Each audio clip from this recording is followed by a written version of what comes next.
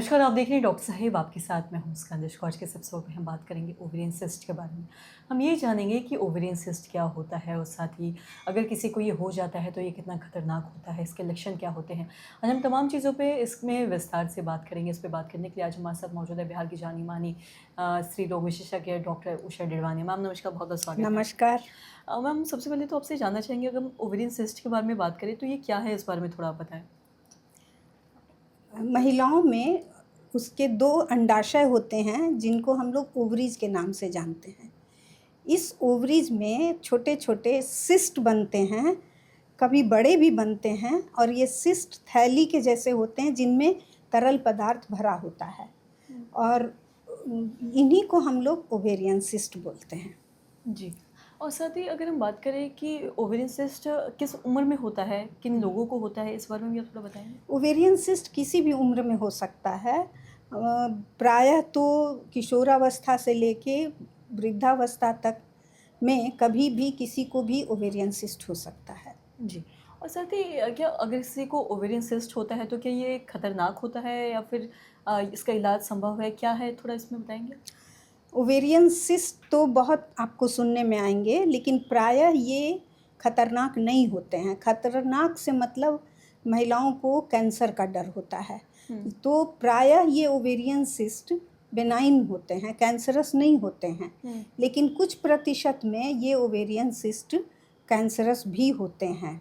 जी। और साथ ही ovarian cyst बनता क्यों है, किस कारण की वजह से होता है। महिलाओं में जो ओवरी होती है उससे अंडे बनते हैं। हर महीने अंडे निकलते हैं और मासिक धर्म होता है। तो कई बार क्या होता है कि वो जो ओवरी में सिस्ट बनते हैं वो पहले साइज में बड़े होते हैं, वो फटते हैं और उससे अंडा बाहर निकलता है। अगर वो ना फटे और उसका तरल पदार्थ या सिक्रेशन अंदर जमा होते चले गए या कई बार उसके अंदर ब्लीडिंग हो गई, हेमरेज हो गया, तो उसके वजह से ये सिस्ट बनते हैं। और जब कभी कोई खराबी होती है, मैलिग्नेंसी, तो ये सिस्ट बड़े होते हैं, उनका कैरेक्टर भी अलग होता है। सिंपल सिस्ट अलग होते हैं और दूसरे जो कैंसरस सिस्ट का अलग तरह का कैरेक्टर वो अलग होता है और ये उस तरह से बनते हैं। और साथ ही अगर हम जब भी ओवेरियन सिस्ट के बारे में बात करते हैं, इसके सिम्टम्स या लक्षण के बारे में बात करते हैं, तो वो क्या कुछ बताएंगे आप। ओवेरियन सिस्ट के लक्षण में तो पेड़ों में दर्द, मासिक की अनियमितता, कब्जियत, यूरिन में प्रॉब्लम, प्रायः तो यही होती है। जी।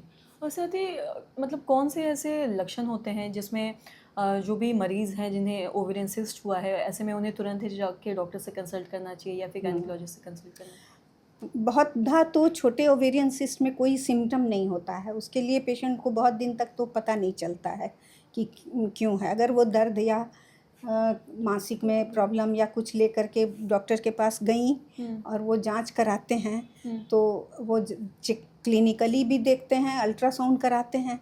छोटे सिस्ट में तो जनरली कोई प्रॉब्लम नहीं होती है, लेकिन अगर सिस्ट थोड़ा बड़ा होता है तो उसमें कभी कभी ट्विस्ट हो जाता है, सिस्ट उस अपनी जगह पे ऐंठ जाते हैं या कभी वो फट जाते हैं। तो ऐसी स्थिति में काफ़ी माने पेशेंट को तकलीफ़ होती है और वो हम लोग के हिसाब से एक सीरियस प्रॉब्लम मानी जाती है, जिसमें उन्हें तुरंत डॉक्टर से मिलना चाहिए। डॉक्टर उसको पेशेंट को एडमिट करते हैं, फिर वो जी। और साथ ही अगर किसी को भी ओवेरियन सिस्ट है और वो चाहते हैं कि इस बीमारी का उन्हें पता लग पाए, कोई ऐसा टेस्ट है अगर वो करवाना चाहते हैं, तो बीमारी का वो पता किस तरीके से करवा सकते हैं, इस बारे में कुछ बताएंगे। ओवेरियन सिस्ट की बीमारी का अगर पता करना हो तो पेशेंट को तो कोई सिम्टम होगा तभी ना डॉक्टर के पास जाएंगे, और वो डॉक्टर ही देख के बता सकते हैं, क्लिनिकली भी और जांच के साथ भी, कि इसमें सिस्ट है। जी। मैम ब्लड का भी टेस्ट, उसमें ब्लड भी कुछ टेस्ट कराते हैं कि जिससे ये भी पता चले कि किस तरह का है। एमआरआई की कभी ज़रूरत पड़ती है जो जिसमें सिस्ट के अंदर के पोर्शन का डिटेल्स पता चलता है। जी, मैम बहुत बहुत शुक्रिया तमाम जानकारी देने के लिए। और आशा करते हैं दर्शकों की जो तमाम जानकारी है, ओवेरियन सिस्ट क्या है, लक्षण क्या है, कैसे पता कर सकते हैं, टेस्ट कौन से करवा सकते हैं और साथ ही कितना ये खतरनाक हो सकता है अगर इसका सही समय पे जांच ना करवाया जाए, तमाम चीज़ों के बारे में डॉक्टर साहब ने बताया। तो आशा करते हैं जो तमाम जानकारी है आपको लाभदायक रही हो। आज के इस वीडियो में इतना ही। वीडियो देखने के लिए आपका धन्यवाद।